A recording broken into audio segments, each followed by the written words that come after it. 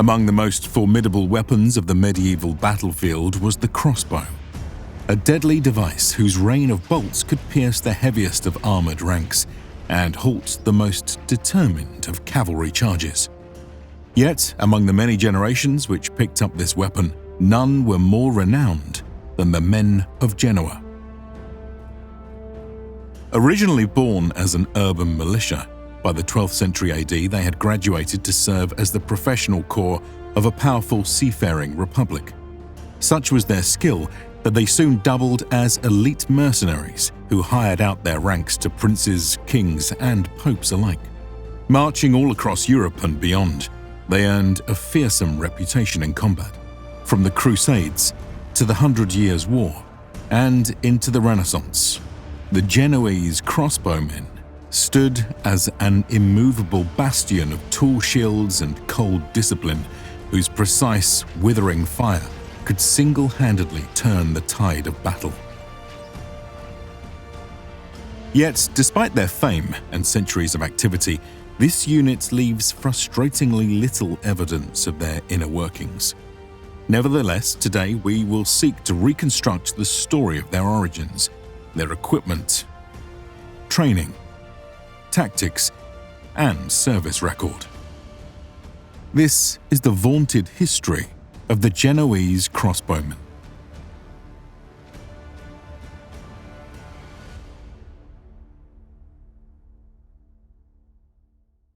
So I'm happy to announce this video is actually sponsored by a member of the community, Miles Crecy, who studied the Crusades in university and has produced his own book. So we're actually joined by the author Miles today, which is great. Miles, what can you tell us about the book in your own words? Thanks, Julian. So I'm really excited to share the book that I've been working on for the last 4 years. It's a fictional novel called A Remedy for Mercy, and I think it fits really quite neatly into that Invicta three-way Venn diagram of history, military, and a little bit of fantasy too. Yep, and that ticks the box, not just for our audiences, but also myself. Those are the types of stories that I love to read, especially when it comes from someone like you who has that deep historical background. So can you tell us a bit more about kind of the world building process or kind of what you put into this? What did you tap into for your sources? Yeah, absolutely. So it is based on the Crusades, especially the first and the third, although it is set on its own world, which means it's got its own cultures, religions, and geography too. But that's as far as the fantasy element really goes, because in this book, what I've tried to do is blend together as many real-world historical influences as possible. So, for example, you might see armies of Crusader knights, but they might be using tactics like rotating their front ranks, like Roman legionaries, or they might be trying to find the central position, like Napoleon. And that's what I'm really excited for in this book, for readers to just get stuck in and try and spot these historical connections. And if I had to give you a plot hook, I'd say this. A young noble is attacked by bandits. Safety, as well as revenge, lie on the other side of him joining and aggravating the rapidly unraveling Holy War. That's awesome. So yeah, you get the macro trends of history, all the nitty-gritty of that stuff going on, but still a very personal story that carries us along the way. Sounds like my cup of tea. If anyone is interested in getting the book, where can we get it? Yep, so you can get it on Amazon as a paperback, as an ebook. You can get it on Kindle Unlimited too. Well, thank you so much, man. I'm super impressed by the work you've done. Putting this out is a work of love and a lot of toil, so congrats. Yeah, I just want to say thank you so much to you guys and Invicta helping me work on this. I've been watching you for so many years, so it really means a lot to me to be able to sort of contribute something back to the community as well. That's awesome. Well, thank you so much for joining us, and we'll see you next time. We can begin our tale of the Genoese Crossbowmen with the origin of their iconic weapon. The crossbow can trace its roots in the West back to ancient Greek experiments with mechanical shooting devices. As early as the 4th century BC, so-called belly shooters are attested to by our sources. However, for most of antiquity, this technology would be applied as large-scale siege equipment, such as torsion ballistas and catapults, rather than as personal weaponry. By late antiquity, however, artistic evidence in the form of 3 carved reliefs suggests the handheld crossbow was seeing use as a hunting weapon.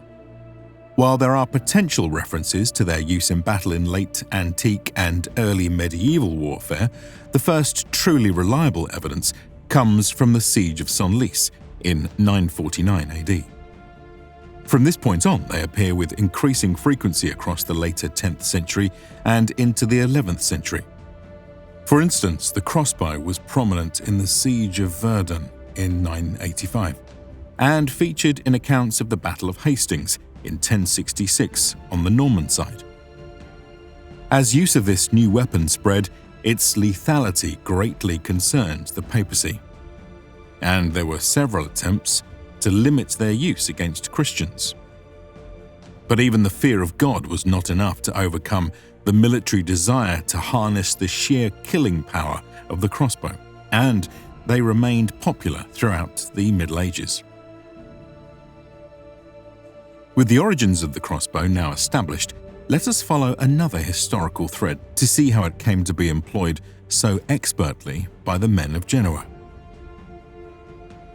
In the Middle Ages, Europe was far more decentralized than it had been in the preceding Roman era.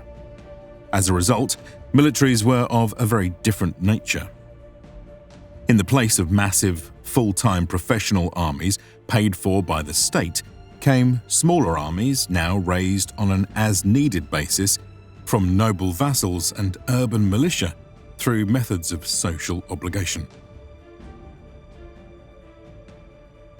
This was a practical, cheap, and flexible solution for the era. However, over the years there was an emerging middle ground between the two models, whereby most nobles and city-states employed a small core of professional troops around which could be added militia and vassal forces. For many polities, such retinues were relatively small. However, large or particularly wealthy domains could muster substantial professional forces. By the end of the 12th century, the city of Genoa would come to join their ranks. This change in fortunes came about thanks to the Crusades. Genoa, among other Italian city-states, had struck deals with the new Kingdom of Jerusalem in the 1100s, offering ships and marines to help the kingdom secure more ports in the eastern Mediterranean. In exchange, the city-states received lucrative trade deals. As the wealth and power of Genoa grew, it was able to afford a marine force with which to secure other ports and further their trade interests. This became a virtuous feedback loop that made the city stronger. Soon, Genoa's merchant fleet dominated commerce in the Mediterranean, and those riches financed an army to match the city's seemingly undefeatable navy.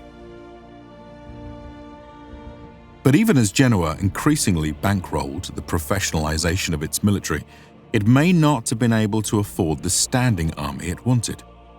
Units featured a healthy mix of knights, pikemen, spears, freelancers, and other men-at-arms. Yet, funding issues, particularly in times of peace, led to manpower shortages and asset mothballing. This was a dilemma among many professional forces of the age. A solution to the problem was to take up mercenary work.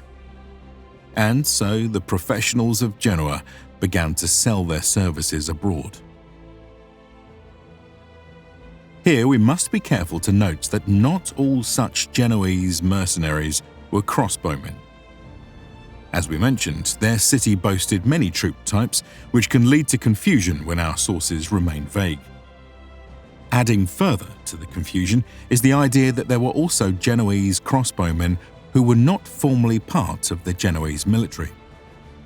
Private individuals with military ambitions and family wealth could raise their own bands of crossbowmen which, if equipped in the Genoese style, and especially if led by a Genoan, were known as Genoese crossbowmen despite no formal affiliation to the city government. A good example of this murkiness comes about with Genoa's involvement in the First Crusade. Here, our sources tell us that the Genoese ships arrived as reinforcements late in the Crusade, yet failed to describe the force in detail, focusing the narrative instead on how their ships were dismantled and the masts used to create the siege tower with which they took Jerusalem. Speculatively, we can assume that because this was a marine force, it likely would have boasted some amount of crossbowmen as a defense against pirates. But again, the details evade us.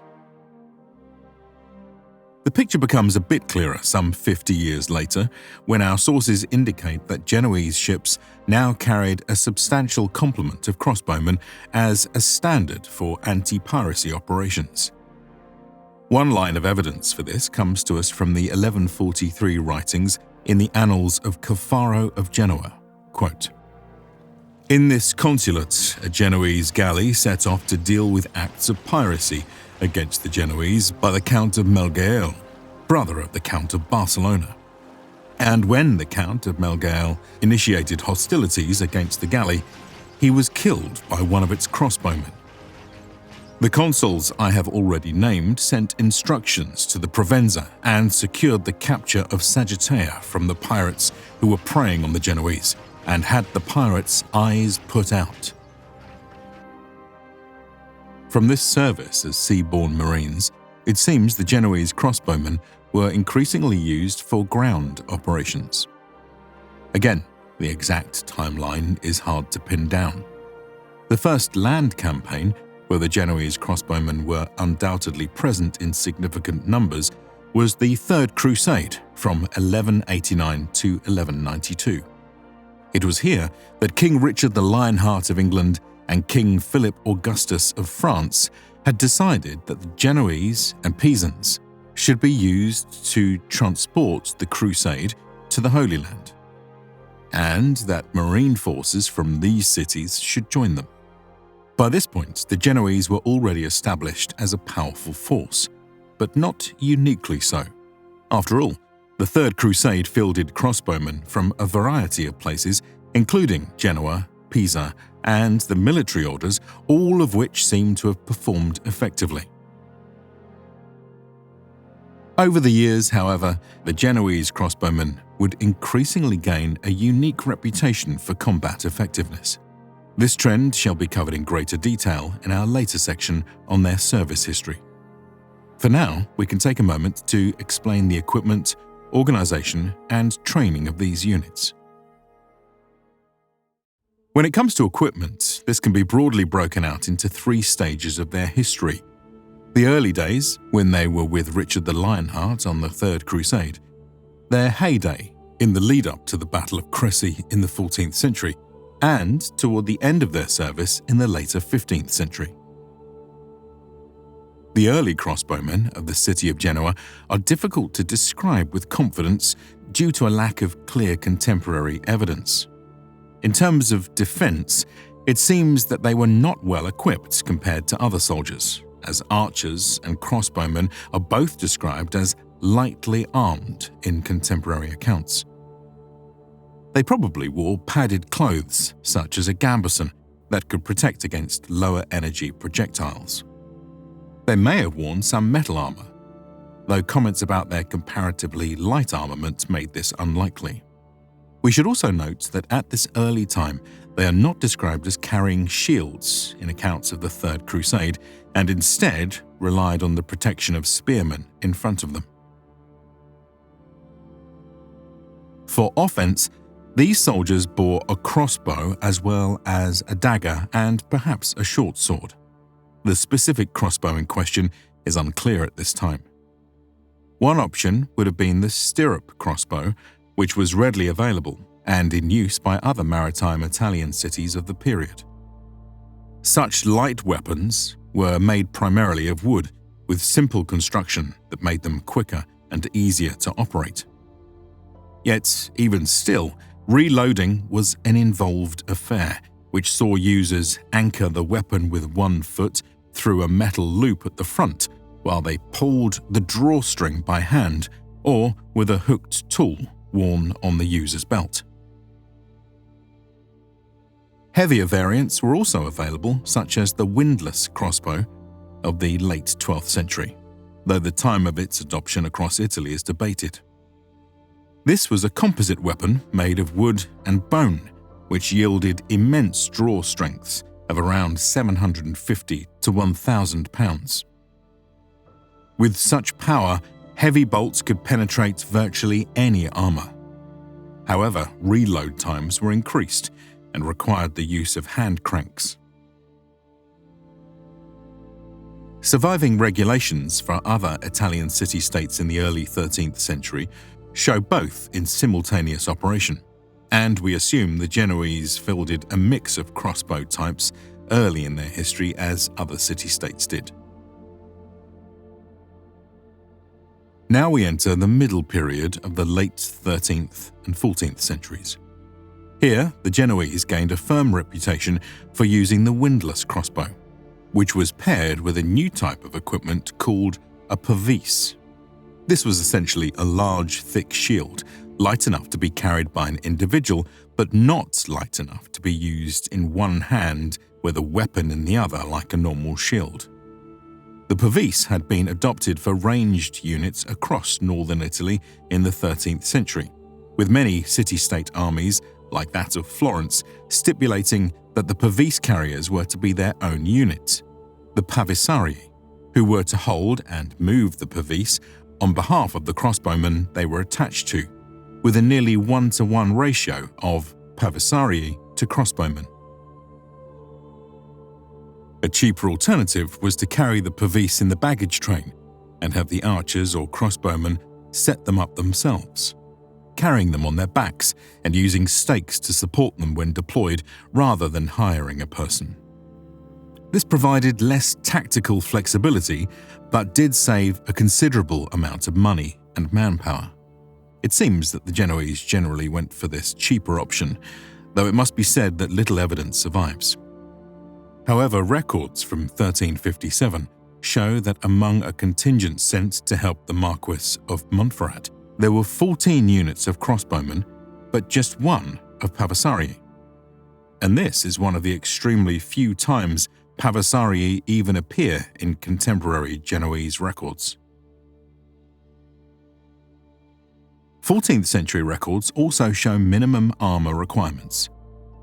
Regulations from 1330 and 1350 required crossbowmen to wear at least a civilier, which was a simple, hemispherical metal helmet and precursor to the bassinet-type helmet. They also had to wear some form of breastplate, though it is not clear what, and mail on the upper body. They also had to equip themselves with a sword and a knife. To counter the growing use of plate armor, Genoa and other Italian city-states adopted bolts tipped with steel for use against knights and other heavily armored opponents.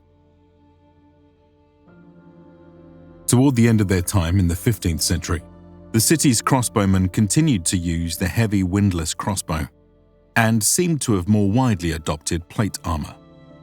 The bow was increasingly made out of steel rather than composite, with a draw weight of 1,000 to 1,250 pounds. However, beyond these upgrades, there seems to have been little further evolution to the crossbowman. Such stagnation coincided with the gradual adoption of gunpowder weaponry. Yet, as a final note on equipment, we should note that even among professional troops, uniformity was not common. As you can see in this artwork from the Battle of Crecy, Genoan crossbowmen sport a mix of gear. This is because units and individuals might be over or under-equipped at any given point in time due to the resources of their officers or the conditions of a specific campaign. Now we can turn to the organization of the Genoese crossbowmen. Here, the basic building block was the banner, a unit that fought under a single officer and their flag. In the Genoese configuration, at least as detailed in 14th century records, there were two types of banners distinguished by their budget, officers, and support staff. The first type of Genoese crossbowman banner was a cheaper, slimmed-down version meant for garrisoning and times of relative peace. It was composed of a constable leading 20 to 25 men, one of whom would serve as their assistant. This unit was more about force projection and the maintenance of a ready manpower pool rather than active warfare. though these units could and did fight if their position was under attack. Soldiers in such garrison units were expected to serve for terms of 3 to 6 months. Due to the low pay and relatively idle nature of the posting, they were reportedly plagued by poor discipline and desertions. As a result, most records indicate a true headcount of about 50 to 60% that of their paper strength. The second type of Genoese crossbowman banner was a better-equipped unit meant for war. It too had a strength of about 25 men led by a constable. Owing to their important role, they were better funded, equipped and staffed, while also being reinforced by additional support staff. This included a true second-in-command who bore the title of corporal in addition to musicians. Drummers provided a rhythm to work to so that the shooting and reloading was more coordinated, while trumpeters communicated instructions through audio cues and pipers could do both. When multiple units came together into a larger banner force, this brought with it a new layer of command. The exact structure seems to have varied and was often dictated by the terms of a mercenary contract. Usually, the Genoese brought their own senior officers, called captains, as if it were their own war they were fighting, suggesting an arrangement closer to a coalition. But other times, the buyer would appoint officers above Genoese captains to subordinate them into the host army's command structure. A conflict from 1357, in which Genoa sent assistance to the Marquis of Montferrat, gives us some insight into how a contingent of Genoese was arranged. Documents show that Genoa sent 197 men to help, including an overall captain, 8 constables, a scribe, 5 servants, 3 drummers, and 4 trumpeters. These 197 men were divided into 8 standards containing 24 or 25 men each. But these are just the land units. At sea, Genoese regulations from the same period mandated a minimum of 12 crossbowmen per merchant ship, fighting under the ship's captain. A fully equipped trireme merchant galley was expected to have a total of 176 men. Most of these were rowers, but included a captain, a scribe, a pilot, helmsman, and 12 crossbowmen. They were also expected to keep some armor and crossbows stashed for general distribution in the event of an attack.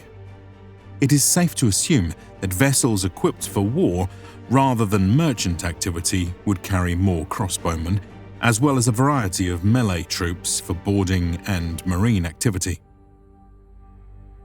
Having thus covered the equipment and organization of the Genoese crossbowmen, we can now turn to a discussion of their training and tactics. Most crossbowmen seem to have come from lower-income backgrounds from across Liguria, and after being recruited by an officer, they were sent to Genoa for training. Here they were drilled in the operation of the crossbow, how to reload efficiently, how to use the pervice for cover, and practiced their aim. However, we do not know much about how individual crossbowmen fought in general, as behavior seems to vary from battle to battle. One tactic was to deploy their large pervice shields to shoot from cover. Commonly, this meant planting it in the ground before combat, as was the case with most other European crossbowmen who actually employed separate pervisiers to manage this process. However, we do have artistic depictions of Genoese crossbowmen who simply kept their shields on their back, turning around to reload from cover.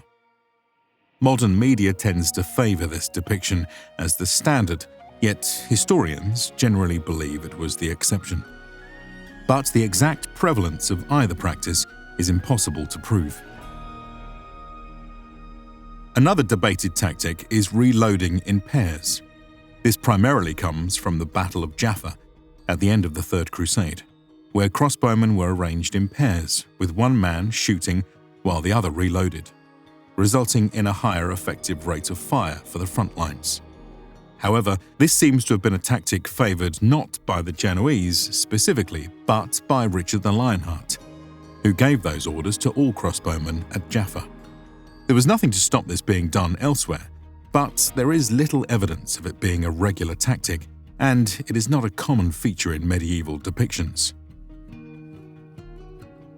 As for how crossbowmen were to be used in battle, this was up to the individual commander. Generally speaking, though, it was common across centuries of medieval warfare for crossbows and archers alike to be placed in front of the army, where they might fire upon the foe in the opening stages of a battle. This had two purposes.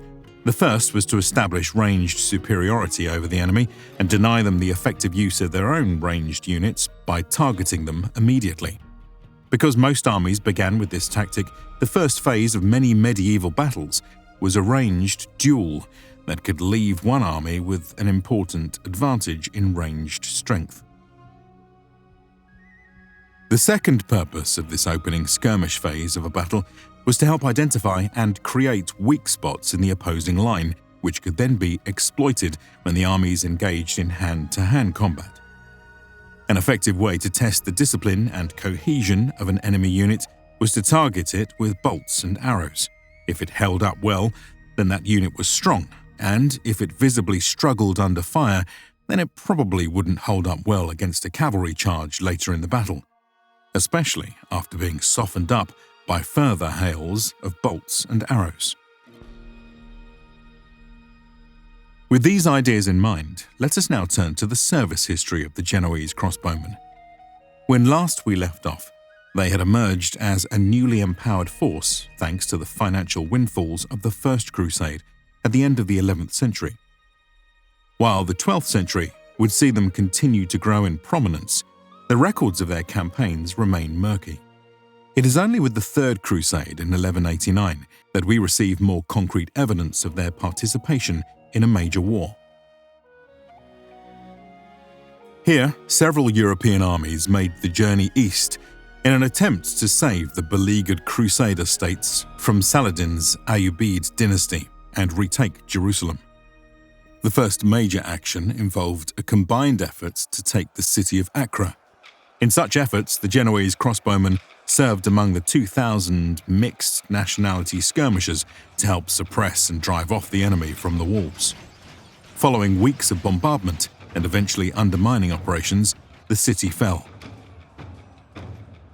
Next, Richard the Lionheart led his 11,000-strong force towards the port city of Jaffa.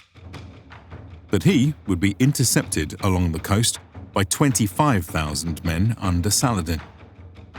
Fortunately, the Crusaders had been advancing in a defensive column with the seaward side covered by the fleet and the landward side covered by infantry and skirmishers, which together served to protect the more vulnerable heavy cavalry and baggage train in the centre. For days, Richard advanced at a slow, deliberate pace, whilst facing constant harassment from Muslim ranged forces on foot and on horseback. The attacks were so incessant that to make progress, the Crusaders had to constantly cycle troops out of the front line, while at times even marching backwards to keep their shields and weapons facing the enemy. Throughout the march, the vastly outnumbered European cavalry were kept in reserve, while the crossbowmen were relied on to keep the enemy at bay. To this end, they were incredibly effective. Muslim commentators remarked how Crusaders were spotted marching with up to 10 arrows lodged harmlessly in their armour, while the Muslim men and horses were cut down with impunity by crossbow bolts. Eventually, after nearly 2 weeks of such skirmishing, Saladin would launch a concerted attack against the column before it could enter the ruins of Arsuf. The onslaught was overwhelming, with the Crusaders comparing themselves to, quote, a flock of sheep in the jaws of wolves, with nothing but the sky above and the enemy all around. Yet, under King Richard's iron generalship, the Europeans managed to hold on. Here, we must imagine that the great discipline, training, and gear of professional troops such as the Genoese must have played a large part in such an outcome. This ultimately allowed the reserves of cavalry to counterattack at several key moments, routing the enemy from the field. Over the following months, King Richard would make several pushes towards Jerusalem before having to rein in the campaign due to operational issues and troubles at home. In this time, Saladin managed to seize the city of Jaffa. It was retaken by a bold crusader assault from the sea involving 2,000 crossbowmen, a few hundred infantry, several dozen knights, and the king himself. Soon after, both sides would clash in the plains along the eastern flank of the city. Here, the Crusaders prepared to meet the enemy's assault by forming a strong defensive line. Sharp pegs were driven across a wide swath of the ground, behind which came hedges of kneeling spearmen with their shields and spear ends braced against the earth. Between each of the infantrymen was reportedly arranged a crossbow team, with one man in the front tasked with shooting while the one to the rear reloaded. In between volleys, they traded weapons. The Sultan Saladin ordered repeated charges against this formation, but every time the crossbows mowed down his horsemen. So great was the firepower of these weapons that the attackers reportedly lost 700 men and 1,500 horses, while the defenders suffered but 2 deaths. While such figures are clearly exaggerated, they speak to the destructive advantage of crossbows. In the end, Saladin was forced to admit defeat soon after striking a truce with the Crusaders, which ended the Third Crusade. Over the following century, the Genoese crossbowmen would enjoy the boons of this display of their deadly reputation, going on to rack up an extensive service history across the Mediterranean as prized mercenaries. This included deployments from Spain to Lithuania and from northern France to the Holy Land. Unfortunately, while our sources make note of their presence across such far-flung battlefields, little is recorded of their actual deeds. Presumably, the fact that they had repeat business over so many years is a testament to their valued performance and availability. Thus it was that when the 100 Years' War broke out in 1337, the Genoese crossbowmen would find themselves called to action. They would do so under the employ of the French, pitting them against the longbow of the English. Much has been said of this contest of arms, with the Battle of Crecy in 1346 often serving as a test between the two. During the opening phase, King Philip VI of France was keen to engage the English force as soon as possible, ordering the Genoese to deploy for battle without first unloading their gear from the baggage train. This meant they had to fight without their protective pervices and without their reserve ammunition. Making matters worse, they were forced to fight across a muddy field, further dampened by a passing rainstorm, which made reloading far more difficult. When the archery duel commenced, the crossbows fell short, while the English arrows rained hell onto the unprotected Genoese soldiers. Loosing further and faster, they inflicted disproportionate losses over a series of exchanges. As the battered Genoese retreated, the French cavalry charged through their ranks towards the English, trampling and even cutting down many of the mercenaries, whom they saw as cowards or even traitors. But the haughty riders too were met with devastating volleys. Each following attack was similarly cut down, resulting in a lopsided defeat by the end of the day. Despite a poor performance in the 100 Years' War, in which crossbows continued to struggle against English longbows, the Genoese nonetheless maintained their demand as mercenaries and regular troops. To this end, they saw the most action in northern Italy, where conflict between Genoa and other Italian city-states kept them busy both on land and at sea. Some of their units were also present in the struggles around the Black Sea and the Aegean, either in defense of their city's own interests or in the employ of allies such as the Byzantines. However, the destruction of the Black Death in the second half of the 14th century, coupled with the losses at the hands of their Venetian rivals in the 1380s, led to a decline in Genoa's ability to maintain control of its vast Mediterranean trade empire. The same feedback loop, which once made Genoa one of the world's most powerful cities, now began to work against it, as the loss of trade increasingly left the city with no choice but to scale back their armed forces, which made them less able to defend what they had left. However, they did not lose all their power, nor did they forget their alliance with the Byzantines. When the Ottomans besieged Constantinople in 1453, the Genoese nobleman and mercenary captain Giovanni Giustiniani was among the first and most important allies of the city. He brought with him 700 Genoese soldiers, though their composition is not clear, and was placed in charge of the defense of the city. It was also one of the extremely few occasions where Genoese and Venetian forces worked together. Deployed across the city and eventually concentrated alongside the critical action by the emperor's side, these troops fought on with dogged determination. However, on the final day of the siege, the 29th of May 1453, the Genoese could do little against the ferocity of the Ottoman assault. Giovanni Giustiniani himself was shot in the arm, either with a gunpowder weapon or, perhaps ironically, a crossbow. He was taken by sea to Chios as the city fell, where he died of his wounds. Venetian sources accused him of desertion and cowardice. The city of Genoa took these accusations so seriously that they sent letters defending Giovanni, and, by extension, the city's contribution to Constantinople's last stand across Europe.